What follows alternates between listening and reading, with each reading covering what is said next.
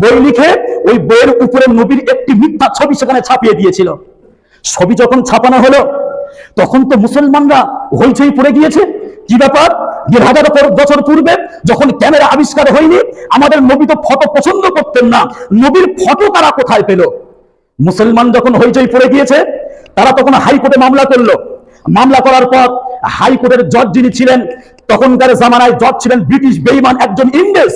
উনি তখন রায় দিচ্ছে একজন লেখক হিসাবে যে কোনো ছবি তিনি ছাপতে পারেন, এতে দোষের কি আছে? মুসলমানরা মনে মনে করলো যে আমাদের হাতে ক্ষমতা নেই, আমাদের কিছু করার নেই। কিন্তু ওই বই, যে বই লিখেছিল হিন্দি ভাষায়, ওই বইটার নাম দিয়েছে রঙ্গিলা রসুল। ওই বই যখন দুজন যুবক বহুদূর থেকে তাদের হাতে যখন গিয়েছে, ওই বই পড়তে পড়তে দেখছে নবীর মিথ্যা ছবি সেখানে ছাপা হয়েছে, তখন তারা মনে মনে করছে যে কেমন মানুষ এই বইটা লিখেছে, তার সঙ্গে একটু দেখা করার প্রয়োজন আছে। ওই বইয়ের উল্টো পাতায়, শেষের পাতায় যেখানে লেখকের ঠিকানা দেওয়া আছে, ওই ঠিকানা দেখে দেখে দেখে দেখে কলকাতার জমিনে ওই লেখকের বাড়িতে এসে কলিং বেল বাজিয়ে দিয়েছে। আপন দুই ভাই, একজনের নাম আব্দুল্লাহ আর একজনের নাম হলো আমির শহীদ। এসে কলিং বেল বাজিয়ে বলছে, কলিং বেল যখন বাজানো হলো তখন দরওয়াজা খুলেছে উনি নিজেই। বলছে কি চাও? ওই বইটা দেখিয়ে বলছে এই বইয়ের লেখককে আমরা একটু দেখতে চাই। তাই এসো ভিতরে বসো, সোফায় বসে পড়ো। সোফায় বসে পড়েছে। বলছি এই বই আমরা পড়েছি, অবাক হয়েছি, এর পূর্বে এরকম বই আমরা কখনোই পড়িনি। লেখক বলছে আচ্ছা ওই বইয়ের লেখক তো আমি নিজেই, তাই নাকি? বলে হ্যাঁ। বলে আচ্ছা আমার বই পড়ে তোমাদের এতটা ভালো লেগেছে? বলে এমন ভালো লেগেছে, এবং ওই বইয়ের উপরে একটা ছবি ছাপিয়ে দিয়েছো, সেটাও আমরা দেখেছি, তাই নাকি? বলে হ্যাঁ। তখন ওই দুই যুবক বলছে এই বই পড়ে আমরা খুব ফিদা হয়েছি, এই জন্য করে আপনাকে একটি পুরস্কার আমরা দিতে চাই। পুরস্কার দেবে? কেন এত কষ্ট করতে চাইলে? বলে আপনার জন্য অনেক দূর থেকে একটা পুরস্কার নিয়ে এসেছি, আপনি এই পুরস্কারের জন্য রেডি হয়ে যান। বলে আমি তো রেডি আছি, পুরস্কার দাও। তখন ওই দুইজন যুবক প্যাকেট থেকে ছোট্ট ছোট্ট দুটো ছোড়া বার করে তাকে একদম স্পট বেক করে দিয়েছে। দেওয়ার পর ওই ছুরি হাতে করে নিয়ে যখন সিঁড়িপথ থেকে নেমে নেমে দিনে মানে হচ্ছে পুরো দিনের বেলা যখন আসছে, পুলিশ তাকে ধরেছে। কোথা থেকে আসছে, কোথায় গিয়েছিল, হাতে রক্ত কেন? বলছে একটা কুকুরকে মারতে গিয়েছিলাম। কেন? কুকুরকে তোমাদের কামড়েছে নাকি? বলছে না, একটা কুকুর নবীর পায়ের ধারে দাঁড়িয়ে ঘেউ ঘেউ করছিল, এই জন্য করে তাকে মেরে আসছি। তখন বই দেখাচ্ছে এই বইয়ের লেখককে আমরা এখনই মেরে আসছি।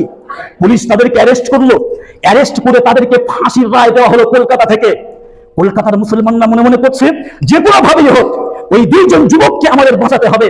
তখন কলকাতার হাইকোর্টে যিনি জজ ছিলেন তিনি বেঈমান ব্রিটিশ একজন ইংরেজ ছিলেন।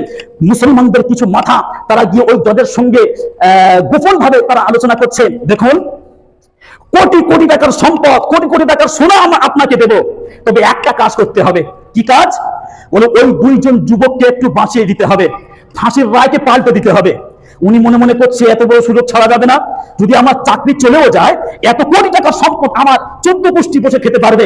জজ সাহেব তখন বলছে তবে এক কাজ করো, তোমরা ওই দুইজন যুবককে বলে দাও যে আমি যখন তাদেরকে কাঠ গড়ায় দাঁড় করিয়ে আমি তাদেরকে একটা প্রশ্ন করব, আমি তাদেরকে জিজ্ঞেস করবো তোমরা কি দোষী নাকি নির্দোষী?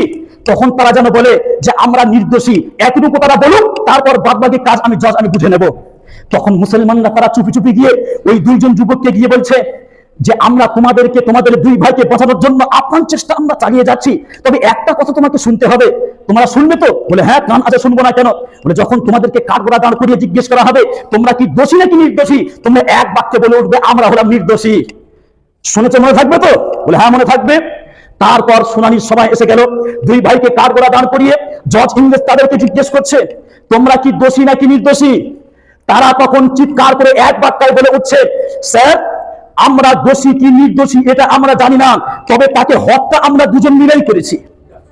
তখন তো ইংরেজ বলছে ওই মামলা উল্টো হয়ে গেল, আমরা একটা প্ল্যানিং করে আসলাম, এখনই কি হবে?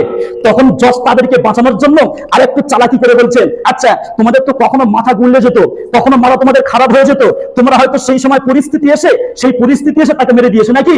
বলছে না জজ সাহেব, আমরা গ্রামের বুদ্ধিমান মানুষের মধ্যে আমাদের মাথা কখনো খারাপ হয়নি। তখন কি হলো? কিন্তু মামলা উল্টে গেল।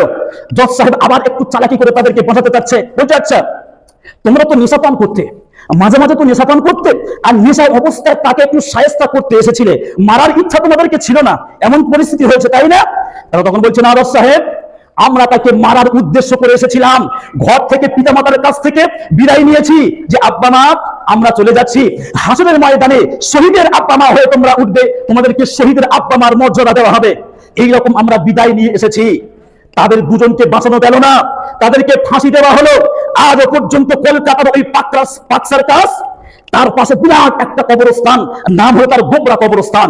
সেখানে আজও পর্যন্ত ওই দুই ভাইয়ের কবর, একজন হলো আব্দুল্লাহ শহীদ আর একজন হলো আমির আহমদ শহীদ, তাদের কবর সেখানে সংরক্ষিত আছে। তাদের কি জন্ম তারিখ, সন তারিখ সবকিছু সেখানে আছে, গেলে আপনারা দেখতে পারেন। আল্লাহ পাক রব্বুল আলামিন আমাদের সকলকে